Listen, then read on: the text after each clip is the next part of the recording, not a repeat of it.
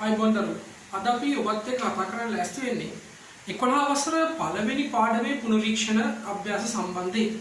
මොනවද 11 වෙනි පාඩමේ පළවෙනි මාතෘකාව නේද? 11 වසර තියෙන පළවෙනි මාතෘකාව. කාර්මික විප්ලවය. මොකක්ද කාර්මික විප්ලවය කියලා කියන්නේ? අපි කාර්මික විප්ලවය කියලා කියනවා පුතේ දෑතේ ශ්‍රමය වෙනුවට දෑතේ ශක්තිය වෙනුවට යන්ත්‍ර සූත්‍ර ආදේශ කරපු කාලය අපි කියනවා කාර්මික විප්ලවයේ ආරම්භය. එහෙනම් කර්මාන්ත බිහි වෙන්නේ අතේ දෑතේ ශ්‍රමය වෙනුවට ඒ වෙනුවට ආදේශකයක් ලෙස තමයි මේ කර්මාන්ත ශාස්ත්‍රය බිහි වෙන්නේ. එහෙනම් අපි බලමු කාර්මික විප්ලවය.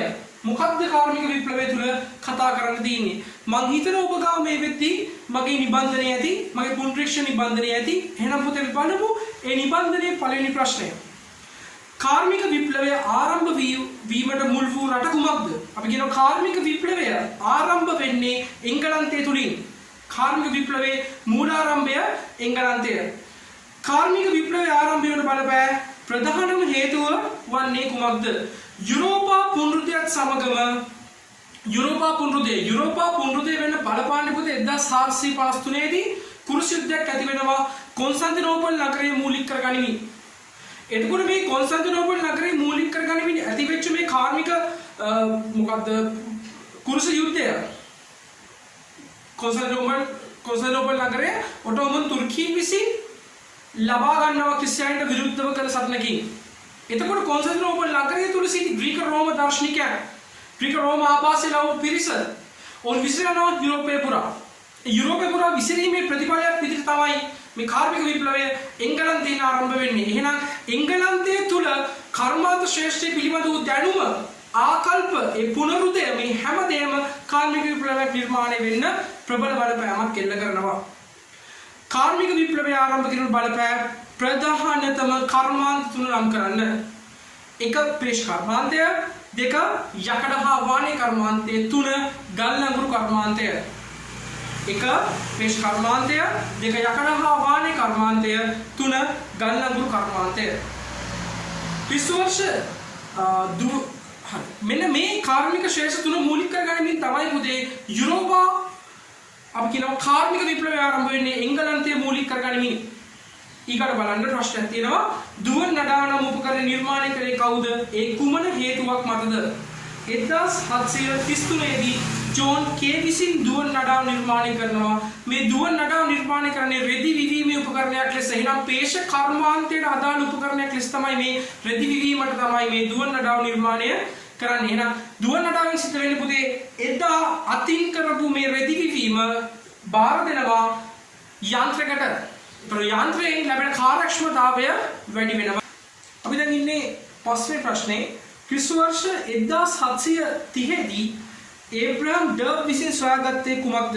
ඔහු විසින් සොයා ගන්නවා පුතේ ගල් අඟුරු උණු කරමින් වාතු යකඩ නිර්මාණය කරන්න ක්‍රමවේදයක්. එහෙනම් අපි කියනවා ගල් අඟුරු උණු කරමින් වාතු යකඩ නිර්මාණය කිරීමේ කලාව ඩර්බ් විසින් තමයි හොයාගන්නේ. දුරකථනය සොයාගත්තේ කවුද?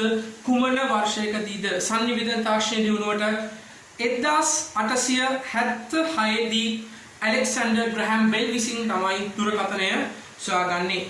ජෝන් රෝටල් විසින් සොයාගනු ලැබුවේ කුමක්ද? ජෝන් රෝටල් අපිට හම්බ වෙන්නේ කෘෂිකාර්මික විප්ලවයේදී. ජෝන් රෝටල් හොයාගන්නවා අශ්වයන් බඳින නගුල් වලින් වැපිරීමේ ක්‍රමයක්. නේ අපි කියන මේකට පේලි වැපිරීමේ ක්‍රමය. එහෙනම් අශ්වයන් බඳින නගුල් වලින් කරපු මේ පේලි වැපිරීමේ ක්‍රමය හොයාගන්නේ ජෝන් රෝටල් විසින්. 19 වන සියවස අගභාගයේදී හා 20 වන සියවස අගභාගයේදී දැන් මේ යුරෝපා කාර්මික විප්ලවය ක්‍රමක්‍රමයෙන් ලෝකයේ පුරා පැතිරෙන්න පටන් ගන්නවා. සමහර රටවල මේ කාර්මික විප්ලවය ආශ්‍රිත නිෂ්පාදන සාර්ථක ලෙස ව්‍යාප්ත වුණත් සමහර රටවල ඒ වලට බාධා සිද්ධ වෙනවා. නමුත් අපි කියනවා 19 වෙනි සහ 20 වෙනි සියවස ආශ්‍රිතව ආසියාතික ප්‍රදේශ කරා මේ ව්‍යාප්ත වෙච්ච කාර්මික විප්ලවයේ දියුණුම රාජ්‍යයක් වඩපත් වෙන්නේ ජපාන රාජ්‍යය. ධනවාදී විග්‍රහ කරමින් රාජ්‍ය නිර්මාණවාදී සංකල්ප ඉදිරිපත් කරන්නේ ඇඩම් ස්මිත් විසින්. ඇඩම් ස්මිත් විසින් තමයි පුතේ මේ රාජ්‍ය නිර්මාණවාදී සංකල්පය ඉදිරිපත් කරනු ලබන්නේ. මහා මාර්ග තැනීමේදී මැකඩම් ක්‍රමය හඳුන්වා දුන්නේ කවුද? ඒ කුමන වර්ෂයකදීද?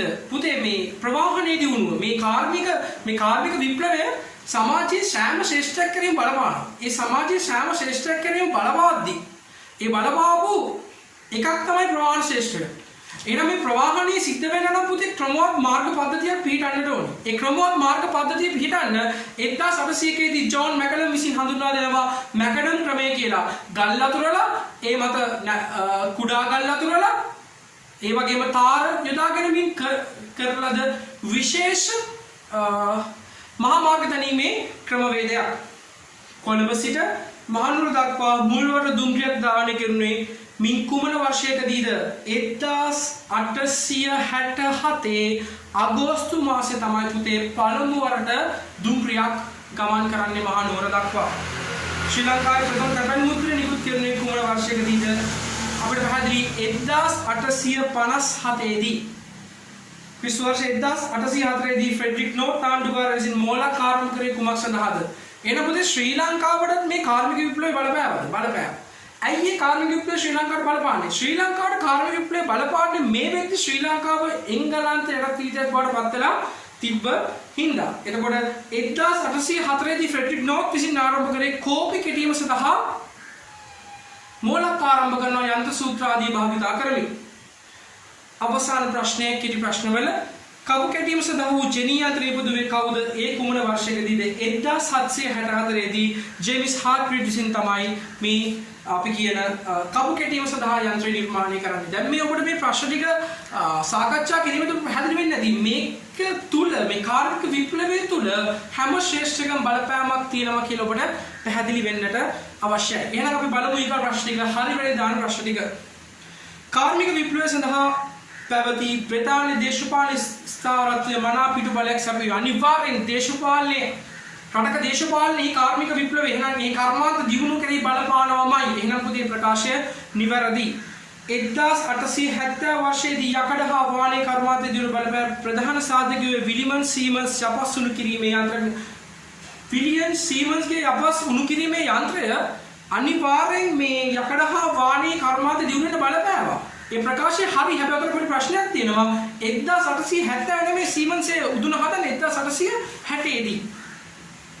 කාර්මික විප්ලවයත් සමගම ගල් ලංගුරු සඳහා වූ ඉල්ලුම පහත වැටුණි. ඈ කාර්මික විප්ලවයත් එක්ක ගල් ලංගුරු ඉල්ලුම වැඩි වෙනවා. ලෝකේ ධනවාදී රටවල් එංගලන්ත, ස්පාඤ්ඤ, ප්‍රංශ මේ වගේ ධනවාදී රටවල්, හෝලන්තේ මේ වගේ රටවල් යනවා රටින් රටට ගිහිල්ලා ඒ රටවල් අල්ල ගන්නවා, යටත් විවිධ බී කර ගන්නවා. අපි කියනවා මේ කාර්මික විප්ලවයත් එක්ක නව අධිරාජ්‍යවාදයක් බිහි වෙනවා ලෝකේ පුරාවටම. 1807 වර්ෂයේදී රොබර්ට් ෆුල්ටන් විසින් දුම් බෝට්ටුවක් නිපදවිය. ඒ ප්‍රකාශය නිවැරදි. 1840 වර්ෂයේදී පෙනි සමාජ ජෙනී කියලා දෙන පෙනි තැපැල් සේවය නමින් තැපැල් සේවයක් ආරම්භ විය. වැරදි. කාර්මික විප්ලවය සමගම කාර්යක්ෂම උපකරණ බිහිවීම කෘෂි විප්ලවයකට මඟ පාදන්නට විය. අනිවාර්යෙන්ම ඒක ප්‍රකාශය නිවැරදි. කාර්මික විප්ලවයත් එක්ක යන්ත්‍ර සූත්‍ර නිර්මාණය වෙනවා. මේ යන්ත්‍ර සූත්‍ර පාවිච්චි කරන කෘෂි කර්මාන්තයේදී පෙළි වැපිරීමේ ක්‍රම අපි කතා කරා. ඒ වගේම සත්ව අභිචලනය මේවා කෙලින්ම කෘෂි කර්මාන්තයත් එක්ක බැඳෙන ශේෂ්ත්‍රය. ඒකින්ද පුතේ මේ කාර්මික විප්ලවයේ කෘෂි කර්මාන්ත කෙරෙහි ප්‍රධාන බලපෑමක් එල්ල කරලා තියෙනවා. නව අධිරාජ්‍යවාදය නිසා ලෝකේ සංග්‍රාම ඇතිවීමට වග පෑදුනි. අනිවාර්යෙන්ම ලෝක සංග්‍රාම සඳහා බලපාව ප්‍රධාන සාධකයක් තමයි මේ කාර්මික විප්ලවය. ඇයි කාර්මික විප්ලවයේ ඔස්සේ ගිහිල්ලා රටවල් අල්ල ගන්නවා. ඒ රටවල් අල්ලා ගැනීම තුළ ඔවුන්ගේ බලය වර්ධනය කරන්න උත්සාහ කරනවා. ඒ බලය වර්ධනය කිරීම තුළ ඔවුන් නැවත යටත් විද බිහි කර ගන්න උත්සාහ කරනවා. මේ වගේ අධිරාජ්‍යවාදයක් හැම රටකටම වගේ අවශ්‍යතාවය තිබ්බා. විශේෂයෙන් අප්‍රිකාව සහ ආසියානු ප්‍රදේශවල අමුද්‍රව්‍ය සහිත ප්‍රදේශ අල්ලා ගැනීමේ අවස්ථාවක් තිබ්බා. වෙළඳාම සඳහා දියුණුවෙච්ච ප්‍රදේශ අල්ලා ගැනීමේ අවස්ථාවක් තිබ්බා. ඒකයි පුතේ ශ්‍රී ලංකාව අවස්ථා තුනකදී පෘතුගීසි, ලන්දේසි, ඉංග්‍රීසිගේ ජාතීන් තුනටම යටත් වෙලා ඉන්නේ. එතකොට මේ අධිරාජ්‍යවාදයෙන් හින්දා අනාගතයේ මේ බලාධිකාරයේ සහිත නව අධිරාජ්‍යවාදයක් ගොඩනගන උත්සාහ කරපු රටවල් අතරේ බල අරගලයක් නිර්මාණය වෙන්න උත්සාහ ගන්නවා.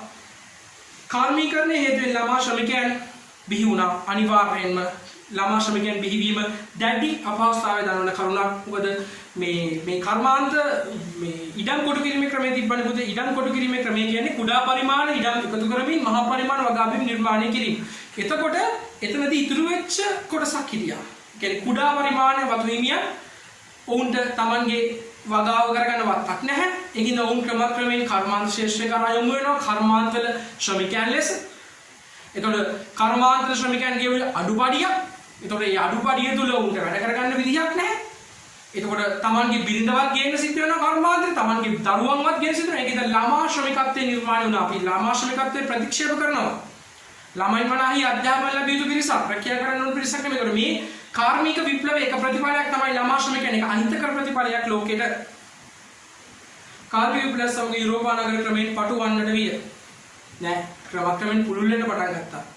මධ්‍යම පන්තිය ව්‍යාපාරිකයන් සුළු වෙනදාගෙන් යුක්ත වුණා. අනිවාර්යෙන් මධ්‍යම පන්තිය ව්‍යාපාරිකයන් සහ සුළු වෙනදාගෙන් යුක්ත වුණා. ඊකාට දින පුතේ දැන් මම මේ පුනරීක්ෂණය හදලා තියෙන පුතේ ඔබේ ප්‍රශ්න පත්‍රය ගමන් කරන විදියට විශේෂයෙන් දෙවෙනි කොටස. මේ පළවෙනි කොටසේ දාන ප්‍රශ්න කෙටි ප්‍රශ්න ටිකක් තමයි ඔබට මම දීලා තියෙන්නේ. දැන් මේ ගමන් කරන්නේ දෙවෙනි ප්‍රශ්නය. දෙවෙනි කොටසේ. දෙවෙනි කොටසේ ඔබට අනිවාර්යෙන් ප්‍රශ්නයක් එනවා පුතේ රූප තොරතුරු ප්‍රශ්නයක්.